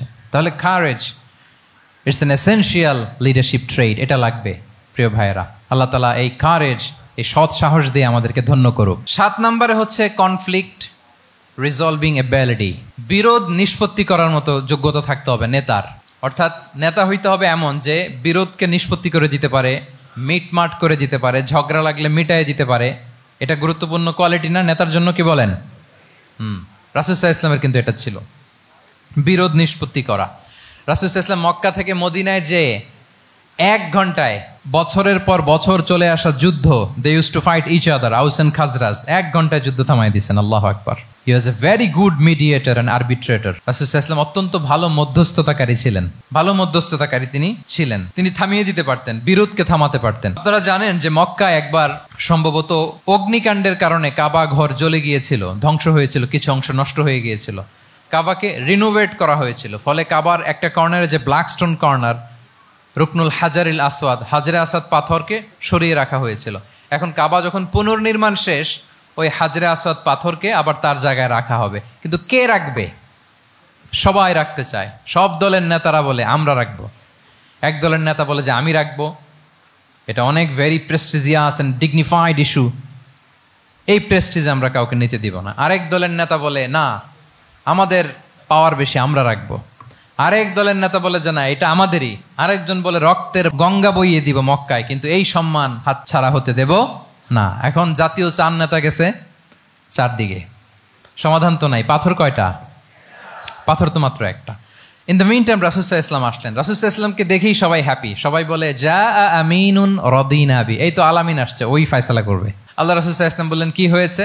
এই ঘটনা। জাতীয় 4 নেতা বলে এই পাথর নিয়ে তারা নিজেরা রাখবে, কাউকে দিবেন। রাসূল সাল্লাল্লাহু আলাইহি ওয়াসাল্লাম বললেন ঠিক আছে, একটা চাদর নিয়ে আসো। চাদর নিয়ে আসা হলো। এবার জাতীয় 4 নেতা চাদরের 4 কর্নার ধরে দাঁড়ালো। রাসূল সাল্লাল্লাহু আলাইহি ওয়াসাল্লাম নিজ হাতে হাজরে আসওয়াদ তুলে চাদরের মাঝখানে রাখলেন। এবার 4 নেতাকে বললেন আসো তোমরা আমার সাথে। তারা আগাতে লাগলো। কাবা ঘরের সামনে যখন আসলো, রাসূল সাল্লাল্লাহু আলাইহি ওয়াসাল্লাম নিজ হাতে, ওনার বরকতময় হাতে আবার হাজরে আসওয়াদ ধরে ঠিক জায়গায় মতো রেখে দিলেন। এতক্ষণ কিন্তু 4 নেতা কি বলছে? কাউরে ধরতে দিব না, কাউকে। কিন্তু এখন চাদরের কোনা ধরেই happy. This is called conflict resolving ability. একজন নেতার এরকম কনফ্লিক্ট, সমাজে যখন এই ধরনের বিরোধ তৈরি হয়, ঝামেলা তৈরি হয়, মারামারির মতো পরিস্থিতি তৈরি হয়, সংঘাতের মতো একটা সিচুয়েশন হয়, নেতা এটাকে রিজলভ করার ক্যাপাসিটি, এবিলিটি তার থাকতে হবে। আল্লাহ রাসূল সাল্লাল্লাহু আলাইহি ওয়াসাল্লামকে আল্লাহ তাআলা এটা দিয়েছিলেন। আল্লাহু আকবার। শুধু বড় বড় জিনিস না, ছোট ছোট জিনিসও করতে হয়। লেটস সে নিজ দলের নেতা কর্মীদের মধ্যে মারামারি, নিজ দেশের ভেতরে মারামারি, দেশের সাথে প্রতিবেশী দেশের বিরোধ, রিজিওনাল সুপার পাওয়ার হলে আশেপাশের অনেকগুলো দেশের মধ্যে বিরোধ, আপনাকে নেতা হয়ে এগুলো মিটমাট করে দিতে হবে। সুপার পাওয়ার যদি হয়ে যান, গোটা বিশ্বের যেখানে ঝামেলা লাগে, দেখেন না বড় বড় মোড়লরা কি করে? ওই কাতারে বসে বসে ওই আফগানিস্তান, তারপর ওই ইসরায়েল, কাতার মিলাই দিচ্ছে, দেখেন না এগুলো নিউজে আপনারা? This is called conflict resolving ability. কনফ্লিক্টকে রিজলভ করতে জানতে হয়। রাসূল সাল্লাল্লাহু আলাইহি ওয়াসাল্লাম এরকম রাষ্ট্রীয় পর্যায়ে, বড় বড় সামাজিক পর্যায়ে, এমনকি ফ্যামিলি অ্যাফেয়ার্সের মধ্যে যত বিরোধ লাগতো রাসূল সাল্লাল্লাহু আলাইহি ওয়াসাল্লাম মিলাই দিতেন। আল্লাহু আকবার। ফ্যামিলি কাউন্সিলিং, এজন্য প্রত্যেক ইমাম খতিবদের এই কাউন্সিলিং এর উপর ট্রেনিং নেওয়া দরকার। আমাদের পরিবারগুলো ভেঙে যাচ্ছে, পরিবারগুলো কি হচ্ছে? ভেঙে যাচ্ছে। আমি পশ্চিমা দেশে আমাদের অনেক স্কলারদের দেখেছি, যারা ইমাম এবং খতিব, তাদের আলাদা করে উইকলি 7 ঘন্টা, 8 ঘন্টা, 10 ঘন্টা এরকম রাখতে হয় ফ্যামিলি কাউন্সিলিং এর জন্য।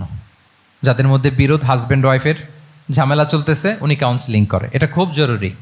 আল্লাহ রাসূল সাল্লাল্লাহু আলাইহি ওয়াসাল্লাম এটা করতেন, সাহাবাদের মধ্যে করতেন, ইভেন নিজের স্ত্রীদের মধ্যেও করতেন। সহিহ বুখারীতে এসেছে, ওনার স্ত্রীদের মধ্যে 2টা গ্রুপ ছিল। পজিটিভলি নেন, 2টা গ্রুপ, আবার এটা ওই গ্রুপ মনে করেন না। অর্থাৎ মানবিক কারণে সামান্য যে জেলাসি থাকে এক স্ত্রীর সাথে আরেক স্ত্রীর, এটা তো খুব স্বাভাবিক। ওই ওনাদের মধ্যে একসাথে তো অ্যাট এ টাইমে খুব সম্ভবত 9 জন স্ত্রী বেঁচে ছিলেন।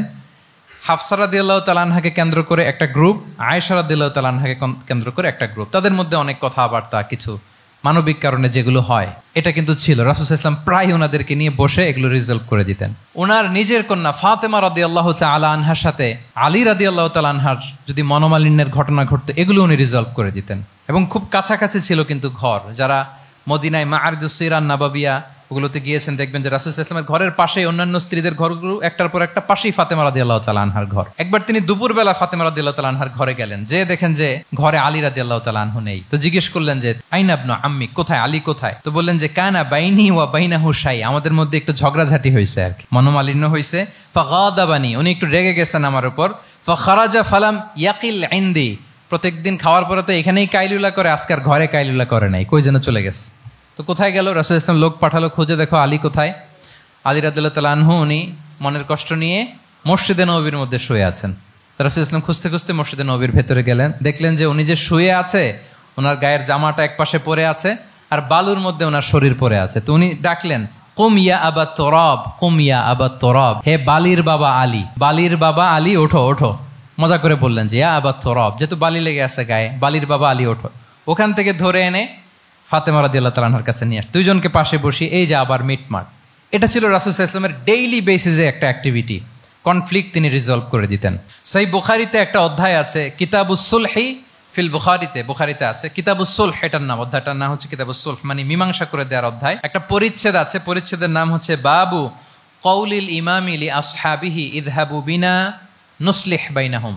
রাসূল সাল্লাল্লাহু আলাইহি ওয়াসাল্লাম প্রায় বলতেন যে আমাকে নিয়ে যাও, আমি মিলাই দিব। ঝগড়া ঝাঁটি মারামারির কথা শুনলে রাসূল সাল্লাল্লাহু আলাইহি ওয়াসাল্লামের বিখ্যাত ডায়লগ এটা, উনি বলতেন আরে ঝগড়া, ইযহাবু বিনা, আমি আছি, আমারে নিয়ে যাও, আমি মিলাই দিব, আমাকে নিয়ে যাও, আমি সংশোধন করে দিব। আল্লাহু আকবার। তাহলে কনফ্লিক্ট রিজলভিং এবিলিটি এটা একজন নেতার থাকা চাই। 8 নম্বরে হচ্ছে visionary. A leader should be futuristic, সময়ের আগে চলতে পারা, এটা নেতার কাজ। He should see beyond the boundary, out of the box. তাকে আউট অফ দ্য বক্স চিন্তা করতে হবে। কর্মীরা যদ্দূর দেখে এরপর থেকে নেতা দেখা শুরু করবে, তখন সেই হয়ে উঠবে নেতা। এটাকে বলে ভিশনারি। এই ট্রেডটা একটা লিডারশিপ ট্রেড, খুব গুরুত্বপূর্ণ লিডারশিপ ট্রেড, মানে ফারসাইটেডনেস থাকা, দূরদর্শিতা থাকা, ফিউচারিস্টিক অ্যাটিটিউডের হওয়া, সময়ের আগে চলতে পারা, মানে আগ থেকে আন্দাজ করতে পারা। রাসূল সাল্লাল্লাহু আলাইহি ওয়াসাল্লামের মধ্যে এটা ছিল। কেমন ছিল? ওনার দুই একটা উক্তি আমি কয়েকটা হাদিস শেয়ার করি। তিনি বলতেন ইন্নাল্লাহা যাওয়ালি আল আরদা ফারাআইতু মাশআরিকাহা ওয়া মাগারিবাহা ওয়া ইন্না মুলকা উম্মতি সায়াবলুগু মুলকুহা মা যুবিয়ালি মিনহা। আল্লাহ তাআলা এই পৃথিবীটাকে ফোল্ড করে ছোট রেপ্লিকা বানিয়ে আমার সামনে তুলে ধরেছেন। ফারাআইতু মাশারিকাহা ওয়া মাগারিবাহা, আমি পৃথিবীর প্রাচ্য পাশ্চাত্য সবটুকুন দেখেছি, আর আমি যদ্দূর দেখেছি ঠিক তদ্দূর জায়গায় আল্লাহ তাআলা লা ইলাহার বাণী পৌঁছে দিবে।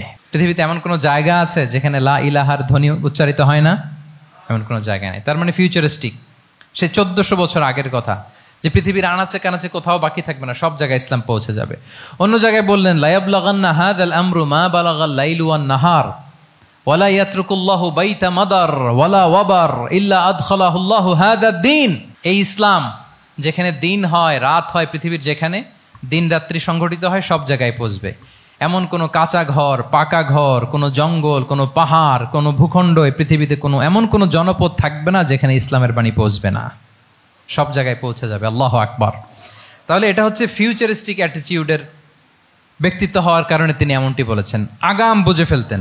আপনারা হুদাইবিয়ার সন্ধির কথা জানেন না? হুদাইবিয়ার ট্রিটির কথা শুনেছেন না? 1400 সাহাবা গিয়েছিলেন ওমরা করতে, ওরা ওমরা করতে দিবে না, সন্ধি করো। তো কি সন্ধি? বলে যে রসুলুল্লাহ লেখা যাবে না, মুহাম্মদ রসুলুল্লাহ, নো রসুলুল্লাহ, রসুলুল্লাহ কাটো। সাহাবিরা বলে আমরা কাটতে পারবো না। রাসূল ইসলাম বললেন না না, কেটে ফেলো, কাটা হলো। এই বছর ওমরা করতে পারবো না, সাহাবারা বলে আমরা মানি না। রাসূল ইসলাম বললেন এটাও মেনে নাও। আগামী বছর আসবা ওমরা করতে, থাকতে পারবা মাত্র 3 দিন। কয়দিন? সাহাবিরা বলে অসম্ভব, এটা আমাদের ভূখণ্ড, আমরা যতদিন মনে চায় থাকবো। রাসূল ইসলাম বললেন না না, বাদশাহ না, মেনে নাও। মক্কা থেকে কোনো লোক মদিনায় গেলে আমাদেরকে মক্কায় ফেরত দিতে হবে, কিন্তু মদিনা থেকে কেউ মক্কায় আসলে আমরা ফেরত দেব না। দেখছেন ক্লজগুলো? দেখছেন একটার পর একটা, সবগুলো কাফিরদের পক্ষে যায়। কোনো সাহাবা রাজি হচ্ছেন না, কিন্তু আল্লাহ রাসূল সাল্লাল্লাহু আলাইহি ওয়াসাল্লাম কি বলেন? মেনে নাও, রাজি। কারণ সাহাবারা তো অতটুক দেখতে পারতেছে না। বলেন 3 তালা উপর থেকে, 3 তালা ভবন থেকে একজন মানুষ যদ্দূর দেখে, 30 তালা ভবনের উপর থেকে কি ওইরকমই দেখে? পানোরামিক ভিউ দেখে, সে অনেক বড় করে দেখে। আর 3 তালা উপর থেকেই সামান্য কিছু দেখে। রাসূল সাল্লাল্লাহু আলাইহি ওয়াসাল্লাম অনেক দূর দেখতে পাচ্ছিলেন। তিনি চিন্তা করলেন কিছু বছর যদি আমাদের মধ্যে দাঙ্গা হাঙ্গামা যুদ্ধ বন্ধ থাকে, আমরা গ্লোবালি ইসলামকে ছড়াই দিতে পারবো। শান্তভাবে মদিনাতে একটা স্ট্রং ইসলামিক কমিউনিটি আমরা তৈরি করতে পারবো। আল্লাহু আকবার। এবং তিনি দেখতে পাচ্ছিলেন ইন্না ফাতাহনা লাকা ফাতহাম মুবিনা, এই হুদাইবিয়ার এই চুক্তি যেটা আদতে অ্যাপারেন্টলি মনে হচ্ছে সব আমাদের বিপক্ষে যায়, আসলে এইটাই আমাদেরকে ভূমি ধস জয় এনে দিবে। আল্লাহু আকবার। এবং সেটাই হয়েছে। 9 নাম্বার হচ্ছে রেজিলিয়েন্স।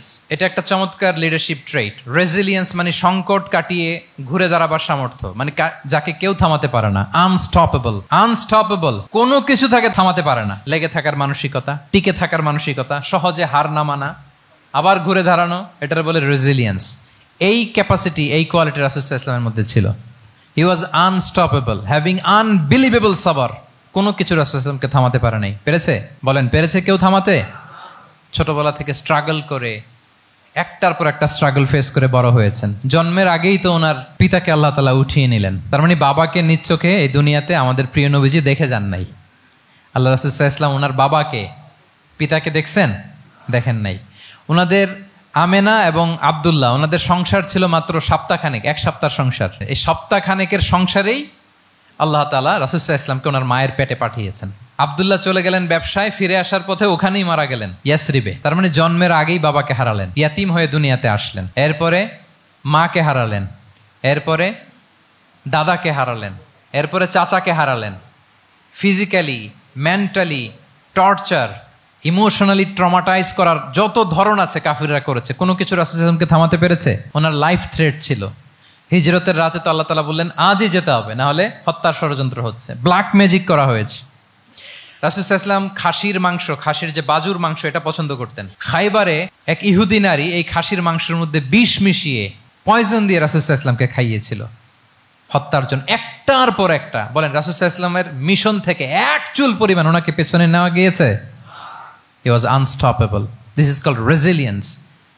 একজন নেতার মধ্যে এই রেজিলিয়েন্ট মানসিকতা থাকতে হবে যে আমাকে কেউ থামাইতে পারবে না, আমরা আমাদের মঞ্জিলে মকসুদে যাবই, এই মেন্টালিটির হইতে হবে। এটা হচ্ছে একটা লিডারশিপ ট্রেট, রেজিলিয়েন্ট। 10 নম্বরে হচ্ছে স্ট্র্যাটেজিক লিডারশিপ। নেতার কৌশলী হতে হয়। তার যেই লক্ষ্য, মিশন, ভিশন, এটা সে সুকৌশলে আদায় করে নিবে। শুধু স্ট্র্যাটেজি নিয়ে, রাসূল সাল্লাল্লাহু আলাইহি ওয়াসাল্লামের স্ট্র্যাটেজি নিয়ে সুদীর্ঘ আলোচনা হতে পারে। আমি 2-1টা স্ট্র্যাটেজির কথা বলি, 2-1টা ওয়ার স্ট্র্যাটেজি। যুদ্ধের ময়দানে উনি কি স্ট্র্যাটেজি অবলম্বন করতেন দেখেন। উনি যুদ্ধের ডিস্ট্রাকশনকে, ক্যাজুয়ালিটি মিনিমাইজ করবার জন্য ওনার নির্দেশনা থাকতো, খবরদার কোনো নারীর গায়ে হাত তুলো না যুদ্ধের ময়দানে, শিশুর গায়ে হাত তুলো না, কোনো পাদ্রীর গায়ে হাত তুলো না, উপাসনারত যে সন্ন্যাসীরা আছে তাদের গায়ে হাত তুলো না, ওই এলাকার গবাদি পশুগুলোকে মেরো না, গাছপালা ধ্বংস করো না, যারা তোমাদের বিরুদ্ধে তলোয়ার ধরেনি তাদেরকে অ্যাটাক করো না। আল্লাহু আকবার, হোয়াট এ স্ট্র্যাটেজি! এবং যুদ্ধ চলাকালীন সময়ে সব সৈনিককে উনি এক জায়গায় মোতায়েন করতেন না, 5 ভাগে ভাগ করে নিতেন। ডান পাশে মাইমানা, বাম পাশে মাইসারা, সামনে হচ্ছে মুকাদ্দিমাতুল জাইশ, মাঝখানে কালব, পেছনে খালফ। এইভাবে 5টা ব্যাটালিয়নে ভাগ করে তারপরে তিনি যুদ্ধ পরিচালনা করতেন। What a war strategy! বদরের যুদ্ধে যখন পৌঁছলেন মদিনা থেকে 130 কিলোমিটার দূরে, দূরে আফসা দেখা যায়, মরিচিকার মধ্যে দেখা যায় ওই যে মুশরিকরা ওখানে আসছে, কিন্তু তারা কতজন এটা তো বোঝা যায় না। তো কিছু ছেলে এই মরুভূমিতে থাকে, ওদেরকে পানি সরবরাহ করে। এদেরকে রাসূল সাল্লাল্লাহু আলাইহি ওয়াসাল্লাম জিজ্ঞেস করলেন যে কুরাইশরা যে আসছে তারা সংখ্যায় কত? এটা না জানলে তো উনি ওনার ওয়ার স্ট্র্যাটেজি ঠিক করতে পারবেন না, যুদ্ধের কৌশল। তো এরা বলে নাহনু লা নাদরি, আমরা জানি না কত। এখন এটা কিভাবে তিনি বের করবেন? সংখ্যায় তারা কত এটা তো আমাকে ফাইন্ড আউট করতে হবে। রাসূল সাল্লাল্লাহু আলাইহি ওয়াসাল্লাম বলেন যে ওরা কি খায়? বলে যে প্রতিদিন ওট জবাই করে খায়। তো রাসূল সাল্লাল্লাহু আলাইহি ওয়াসাল্লাম বলেন যে প্রতিদিন কয়টা ওট লাগে? বলে যে ইয়াউমান তিসআন ও ইয়াউমান আশরান। 2 দিন হয়েছে আসছে, তো প্রথম দিন দেখলাম 9টা জবাই করছে, আজকে দেখছি 10টা জবাই করছে। রাসূল সাল্লাল্লাহু আলাইহি ওয়াসাল্লাম বললেন ইদান আল কওমু মা বাইনা আত-তিসআমিয়া ওয়াল আলফ। তাহলে ওরা 900 থেকে 1000-এর মধ্যে। সুবহানাল্লাহ। এবার বলেন বদরের যুদ্ধে কুরাইশদের সংখ্যা ছিল কত? আল্লাহু আকবার, হোয়াট এ ওয়ার স্ট্র্যাটেজি! নমুনা দেখে বুঝে ফেলছেন কতজন তারা। এইভাবে রাসূল সাল্লাল্লাহু আলাইহি ওয়াসাল্লাম ওনার স্ট্র্যাটেজি নির্ধারণ করতেন। লোকেশন শেয়ার করতেন না। সুবহানাল্লাহ। কোথায় যাবেন বলতেন না, চলো চলো বলে ছুটতেছেন। কোথায় যাবেন উনি জানেন। অ্যাটাক করবেন এই দিকে, ডান দিকে। অ্যাটাক করবেন কোন দিকে? কিন্তু মদিনা থেকে বের হতেন বাম দিক দিয়ে। অ্যাটাক করবেন উত্তরে, মদিনা থেকে বের হতেন কোন দিক দিয়ে? দক্ষিণ দিক দিয়ে। যে রাতে হিজরত করবেন মদিনা উত্তর দিকে, উনি দক্ষিণ দিকে চলে গেছেন গারে সাউরে 3 দিন থেকে আগে, ওরা যাতে বুঝতে না পারে। সুবহানাল্লাহ। এটা ছিল রাসূল সাল্লাল্লাহু আলাইহি ওয়াসাল্লামের ওয়ার স্ট্র্যাটেজি। এবং সবাই যেই পথে মক্কা থেকে মদিনা যায় উনি কিন্তু ওই পথে যাননি। ক্যারাভেনগুলো, কাফেলাগুলো যেই পথে মক্কা থেকে মদিনা ইউজুয়াল রুট যেটা, যাননি। সাওয়াহেলি পথে, সাগরের পাশ দিয়ে স্পেশাল একজন গাইড ভাড়া করে তিনি গিয়েছেন। আল্লাহু আকবার। This is call strategy. তাহলে স্ট্র্যাটেজিক লিডারশিপ লাগবে, একজন নেতার স্ট্র্যাটেজিক প্ল্যানিং ঠিক করা লাগবে, এটা তাকে সামনের দিকে আগাতে অনেক সহায়তা করবে। 11 নম্বর, প্র্যাকটিক্যাল উইজডম, অর্থাৎ প্রজ্ঞা থাকতে হবে। একজন নেতা যে ডিসিশনগুলো সে মেক করবে এটা প্রজ্ঞায় সুসজ্জিত হইতে হবে। আল্লাহ রাসূল সাল্লাল্লাহু আলাইহি ওয়া আলিহি ওয়াসাল্লামের যতগুলো সিদ্ধান্ত ছিল, কাজ ছিল, কোনোটাই প্রজ্ঞা থেকে খালি ছিল না, সবগুলো ছিল প্রজ্ঞায় সমৃদ্ধ। ভুরি ভুরি উদাহরণ হাজির করা যেতে পারে। আমি 2টা উদাহরণ দিই, মাক্কি জীবনের একটা উদাহরণ দিই। রাসূল সাল্লাল্লাহু আলাইহি ওয়াসাল্লাম মক্কাতে নবুয়তের 5ম বৎসরে যখন নও-মুসলিম সাহাবাদের উপর অত্যাচারের মাত্রা মারাত্মক বেড়ে গেল, রাসূল সাল্লাল্লাহু আলাইহি ওয়াসাল্লাম সাহাবাদেরকে হিজরতে পাঠালেন। বলেন তো কোথায় পাঠিয়েছিলেন? সবাই বলুন। আবিসিনিয়াতে, বর্তমান ইথিওপিয়া, ইরিত্রিয়া, ওই এরিয়াতে, আবিসিনিয়াতে তিনি পাঠালেন। বললেন যে দেয়ার ওয়াজ এ জাস্ট কিং আসহামা নেগাস। বললেন যে ওখানে আবিসিনিয়াতে যাও, ওখানে আসহামা নামে নাজ্জাশী একজন বাদশা আছে, খুব ভালো। তাদেরকে পাঠালেন নবুয়তের 5ম বছরে। যেতে লাগলো, এক এক সময় এক এক সাহাবী যায়, যে ওখানে বড় একটা বেস তৈরি হলো, মুসলিম কমিউনিটি তৈরি হলো। এরপর 13 বছর পরে মাক্কি জিন্দেগির 13 বছর শেষ করে নবুয়তী রাসূল ইসলাম কোথায় চলে গেলেন? মদিনায়। মদিনায় যে রাসূল ইসলাম একটা ইসলামী স্টেট তিনি প্রতিষ্ঠা করলেন। 1ম হিজরি যায়, 2য় হিজরি যায়, একটার পর একটা যুদ্ধ যায়, মুসলিম কমিউনিটি বাড়ে, কমপ্লিট ইসলামিক স্টেট হয়ে যায়। কিন্তু ওই আবিসিনিয়া থেকে ওই গ্রুপ আর ফিরে না। নবুয়তের 5ম বৎসরে যে গ্রুপকে রাসূল সাল্লাল্লাহু আলাইহি ওয়াসাল্লাম জাফর ইবনে আবু তালেবের নেতৃত্বে আবিসিনিয়ায় পাঠিয়েছিলেন, তারা মদিনায় কোন হিজরিতে আসছে জানেন? এইটা যদি কেউ উত্তর দিতে পারে তাহলে বুঝবো he is very genius in সিরাত। 9ম, 7ম, মাশাআল্লাহ। কয়জন বলছে? এটা জানতেন? কে কে হাত তোলেন? মাশাআল্লাহ, অনেক জিনিয়াস আছে তো এখানে। হ্যাঁ, লটস অফ জিনিয়াস, মাশাআল্লাহ, মাশাআল্লাহ, তাবারাকাল্লাহ। জি, 7ম হিজরিতে এসেছিলেন জাফর ইবনে আবি তালেবের নেতৃত্বে। এখানে হিকমা, রাসূল সাল্লাল্লাহু আলাইহি ওয়াসাল্লামের উইজডমের ব্যাপারটা হচ্ছে, রাসূল সাল্লাল্লাহু আলাইহি ওয়াসাল্লাম আছেন মদিনাতে, একের পর এক কোরআনের আয়াত নাজিল হচ্ছে, আহকামগুলো সাহাবারা প্র্যাকটিস করতেছে, মসজিদে নববী হলো, ইসলামিক স্টেট হলো, বদরের যুদ্ধ হলো, উহুদ হলো, খন্দক হয়ে গেল, সব হয়ে যায়। কিন্তু ওনারা ফিরেন না কেন? ওনারা ফিরলেন সেই 7ম হিজরিতে খায়বার বিজয়ের পরে। এবং যেদিন জাফর ইবনে আবি তালেব আবিসিনিয়া থেকে সবাইকে নিয়ে ফিরলেন, রাসূল সাল্লাল্লাহু আলাইহি ওয়াসাল্লাম এত খুশি হলেন, উনি বললেন বিআইয়িহিমা আনা লা আদরি বিআইয়িহিমা আনা আফরাহ বিফাতহি খাইবার আও বিকুদুমি জাফর। আজকে কোনটাতে আমি বেশি হ্যাপি আমি জানি না, আমার ভাই জাফরকে পেয়ে নাকি খাইবার বিজয়ের কারণ। আমি কনফিউশনে পড়ে গেছি যে এইটাতে বেশি খুশি হইলাম নাকি ওইটাতে। এর কারণ হচ্ছে রাসূল সাল্লাল্লাহু আলাইহি ওয়াসাল্লাম অপেক্ষা করতেছিলেন যে মদিনা এই স্টেটটাকে আগে ইন্টারনাল এবং এক্সটার্নাল যত থ্রেট হতে পারে সবগুলো থেকে আগে সেফ জোন বানাতে হবে। এমনও হতে পারে মদিনা হাতছাড়া হয়ে যেতে পারে। মদিনা যদি হাতছাড়া হয়, মদিনা থেকেও যদি আমার হিজরত করা লাগে, আমি কই যাব? ওইটারে সেকেন্ড বেস, প্ল্যান বি হিসেবে রেখে দিছিলেন যে জাফর তুমি আইসো না, তুমি থাকো, নতুন নতুন যা আয়াত আসবে আমি সাহাবী দিয়ে এই বিধানগুলো পাঠাবো, ওখানে প্র্যাকটিস করতে থাকো, ইউ উইল বি ফাইন দেয়ার, থাকো, আশা লাগবে না। থাকতে থাকতে 7ম হিজরি পর্যন্ত, খন্দকের যুদ্ধের মাধ্যমে যখন কুরাইশদের 20 দাঁত ভেঙে দেওয়া হলো, 7ম হিজরিতে যখন খায়বার দুর্গ বিজয় হয়ে গেল, now Islam came as a regional super power. রাসূল ইসলাম বুঝলেন আর ইন্টারনাল থ্রেটও নাই, এক্সটার্নাল থ্রেটও নাই, এবার আর কোনো টেনশন নাই। জাফর ইবনে আবি তালেবকে চিঠি পাঠালেন, তিনি বিশাল বাহিনী নিয়ে মুসলিমদেরকে নিয়ে তিনি ব্যাক করলেন মদিনাতে। আল্লাহু আকবার। This is call wisdom, practical wisdom.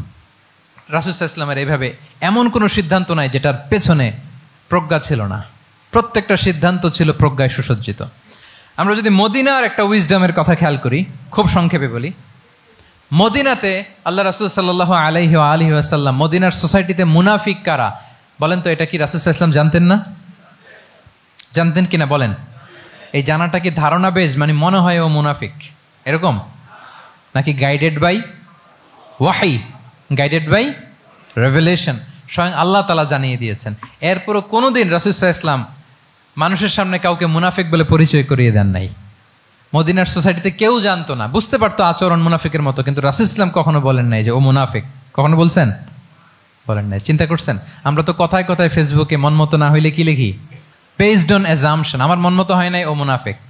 কিন্তু ওহী দ্বারা সুনিশ্চিত হয়েও রাসূল সাল্লাল্লাহু আলাইহি ওয়াসাল্লাম কাউকে মুনাফিক বলে অ্যাড্রেস করেন নাই। আল্লাহু আকবার। কেন করেন নাই? মুসলিম সাহাবারা চটে যাবে, মুনাফিকদেরকে হত্যা করবে, তখন মুশরিকরা, কোরাইশরা, ইহুদিরা কি বলবে? যে মুহাম্মদের অনুসারীরা একে অন্যকে হত্যা করে, কারণ মুনাফিকরা তো অন্য সাহাবীদের মতো তারাও মসজিদে নববীতে এসে রাসূল সাল্লাল্লাহু আলাইহি ওয়াসাল্লামের পেছনে নামাজ পড়তো। অ্যাপারেন্টলি দেখতে তো তারাও মুমিন, দেখতে তারাও কি মুমিন, কখনো রাসূল সাল্লাল্লাহু আলাইহি ওয়াসাল্লাম বলেন না। তবে হুযায়ফা ইবনুল ইয়ামান রাদিয়াল্লাহু তাআলা আনহু নামে একজন সাহাবী, উনি মদিনার গোয়েন্দা বিভাগের প্রধান ছিলেন রাসূল সাল্লাল্লাহু আলাইহি ওয়াসাল্লামের। উনাকে বলে গিয়েছিলেন কারা কারা মুনাফিক, নামের লিস্টটা অ্যাজ এ রেফারেন্স শুধু উনাকে বলেছিলেন, আর কাউকে বলেন নাই। এজন্য ওমরে ফারুক রাদিয়াল্লাহু তাআলা আনহু যখন মদিনার খলিফা, তখন তিনি কেউ মারা গেলে ওনাকে যখন জানাজার ইমামতির জন্য বলা হতো, উনি দেখতেন যে ওই জানাজায় হুযায়ফা গিয়েছে কিনা।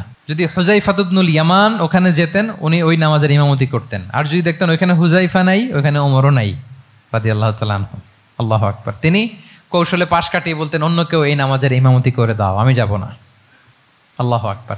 তাহলে রাসূল সাল্লাল্লাহু আলাইহি ওয়াসাল্লামের উইজডম দেখেন, তিনি কমিউনিটির মধ্যে ইউনিটি ধরে রাখার জন্য কখনো মুনাফিকদের নাম বাই নেম তাদেরকে চিনতেন, কখনো ডিসক্লোজ করেন নাই। আল্লাহু আকবার, দিস ইজ কল্ড উইজডম। 12 নম্বর হচ্ছে, লাস্ট পয়েন্ট হচ্ছে succession management. A good leader produces a good leader, a true leader produces a true leader. একজন ভালো নেতা সে ভালো নেতা তৈরি করে, কি বলেন? একজন যোগ্য নেতা আরো যোগ্য উত্তরসূরি তৈরি করে, ঠিক কিনা বলেন? আমি শুধু নেতা, নেতৃত্বের সব গুণ আমার মধ্যে খালি হাবুডুবু খায়, আমি কাউরে নেতা বানাতে পারলাম না, তো আমি চলে যাওয়ার পরে আমার দল চালাবে কে, আমার দেশ চালাবে কে, এই উম্মাকে নেতৃত্ব দিবে কে? রাসূল সাল্লাল্লাহু আলাইহি ওয়াসাল্লাম নিজে যেমনি অনুসরণীয় নেতা ছিলেন, অনুকরণীয় নেতৃত্ব দিয়েছেন, তিনি এরকম নেতৃত্ব তৈরিও করে গিয়েছেন, ঠিক কিনা বলেন? আল খোলাফা আর রশিদিন আল মাহদিন, তাদের কথা যদি খেয়াল করেন, আবু বকর রাদিয়াল্লাহু তাআলা আনহুর ব্যাপারে তো ওনার প্রচ্ছন্ন কিছু ইঙ্গিতও ছিল। ওনার অবর্তমানে নামাজ পড়িয়েছে কে মসজিদে নববীতে? আবু বকর রাদিয়াল্লাহু তাআলা আনহু। ওনার হজ পালনের আগে হজের জন্য পাঠিয়েছিলেন কাকে? নবম হিজরিতে আবু বকর রাদিয়াল্লাহু তাআলা। এগুলো ছিল প্রচ্ছন্ন ইঙ্গিত। এবং সাকিফায়ে বনু সাঈদাতে ওমরে ফারুক বললেন যে আপনাকেই আমরা নেতা মানি, সবাই এক বাক্যে মেনে নিল। আজও ওই জায়গাটা মসজিদে নববীর এক পাশে সাকিফায়ে বনু সাঈদার বড় সাইনবোর্ড আছে, ওখানে বিকেলবেলা আনসারি সাহাবারা বসে গল্প করতেন। ওই জায়গাতে আবু বকর রাদিয়াল্লাহু তাআলা আনহুর খলিফা নির্বাচনের ব্যাপারটা ঘটেছিল। উনি ওসিয়ত করে গিয়েছিলেন ওমরে ফারুক রাদিয়াল্লাহু তাআলা আনহু খলিফা হবেন। ওমরে ফারুককে যখন অ্যাসাসিনেশন করা হলো, উনি একটা প্যানেল করে দিয়ে গেলেন, সেখান থেকে ওসমান রাদিয়াল্লাহু তাআলা আনহু হলেন। ওসমান রাদিয়াল্লাহু তাআলা আনহুর হত্যা পরবর্তী উদ্ভূত পরিস্থিতিতে আলী রাদিয়াল্লাহু তাআলা আনহু হলেন। একজনের চেয়ে আরেকজন শ্রেষ্ঠ, একজনের চাইতে আরেকজনের মানাকে অসাধারণ, অসাধারণ। এই যে নেতৃত্ব রাসূল সাল্লাল্লাহু আলাইহি ওয়াসাল্লাম এটা জীবদ্দশায় তৈরি করেছেন। যার যেখানে ক্যাপাসিটি দেখেছেন তাকে ওই দিকে উদ্বুদ্ধ করেছেন। যার মধ্যে যুদ্ধের ব্যাপারে জ্ঞান দেখেছেন তাকে যুদ্ধের সেনাপতি বানিয়েছেন। Khalid bin Walid, chief of the Muslim military, মুসলিম বাহিনীর সেনাপ্রধান ছিলেন কে? খালিদ বিন ওয়ালিদ। ওনার দিয়ে কখনো কবিতা লিখতে পাঠাইছেন রাসূল সাল্লাল্লাহু আলাইহি ওয়াসাল্লাম, কিন্তু হাসান বিন সাবেতকে দিয়ে কি করছেন? শুধু কি কবিতা লেখানো, ওনার মিম্বরের পাশে মসজিদে নববীতে আরেকটা মিম্বর বানাই দিয়েছেন, স্টেজ, যে তুমি এখানে দাঁড়িয়ে এমন জ্বালাময়ী কবিতা লিখবে যেন গুজবাম হয় মুসলমানদের, জেহাদের ময়দানের জন্য ঝাঁপিয়ে পড়ে। তাহলে খালিদ বিন ওয়ালিদকে দিয়ে এক কাজ করিয়েছেন, হাসান বিন সাবেতকে দিয়ে আরেক কাজ করিয়েছেন।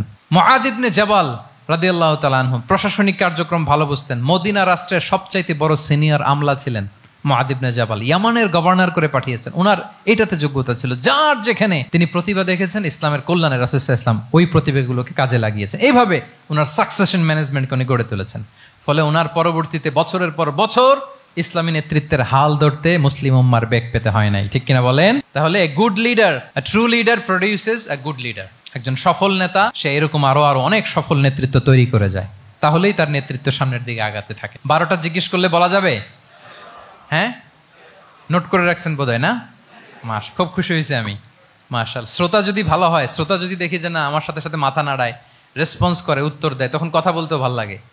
মানে এত গরমের মধ্যে, এত কষ্টে, অল আর সোয়েটিং, বাট এত মনোযোগের সাথে আপনারা শুনেছেন। আল্লাহ তাআলা আপনাদেরকে কবুল করুক। যুগোপযোগী নেতৃত্ব তৈরি করবার জন্য রাসূল সাল্লাল্লাহু আলাইহি ওয়াসাল্লামের এই যে লিডারশিপ ট্রেট, লিডারশিপ ফিচার্স, লিডারশিপ কোয়ালিটি, ওনার যে নেতৃত্বের ধরন আমরা জানলাম, এগুলো থেকে আমাদের অনেক শেখার আছে, অনেক নেয়ার আছে। আমরা চাইবো আমাদের আগামী নেতৃত্ব আল্লাহ রাসূল সাল্লাল্লাহু আলাইহি ওয়াসাল্লামের এই লিডারশিপ ট্রেট থেকে উপকৃত হবে। তারা এগুলো স্টাডি করবে, এখান থেকে তারা তাদের নিজেদের নেতৃত্বকে সাজাবে। আল্লাহ তাআলা আমাদের সবাইকে কথাগুলো বোঝা আর আমল করার তৌফিক দান করুক। আমি আবারও মিনার চট্টগ্রাম বিশ্ববিদ্যালয়কে অন্তরের অন্তঃস্থল থেকে শুভেচ্ছা জানাই এরকম চমৎকার প্রোগ্রামের আয়োজন করবার জন্য। ইউনিভার্সিটি অথরিটিকে আমি শুভেচ্ছা জানাই এবং আমার মাথার তাজ সম্মানিত শিক্ষক মণ্ডলীকে শুভেচ্ছা জানাই এবং প্রিয় শিক্ষার্থী বন্ধুদেরকে আবারও প্রাণঢাল অভিনন্দন জানিয়ে রাসূল সাল্লাল্লাহু আলাইহি ওয়াসাল্লামের নেতৃত্বের উপর প্রফিটিক লিডারশিপ টপিকে এই আলোচনা আমি এখানেই শেষ করছি। হাদা মা ইনদি ওয়াল ইলমু ইনদাল্লাহি আলাইহি তাওয়াক্কালতু ওয়া ইলাইহি উনীব। ওয়াসসালামু আলাইকুম ওয়া রাহমাতুল্লাহি ওয়া বারাকাতুহু।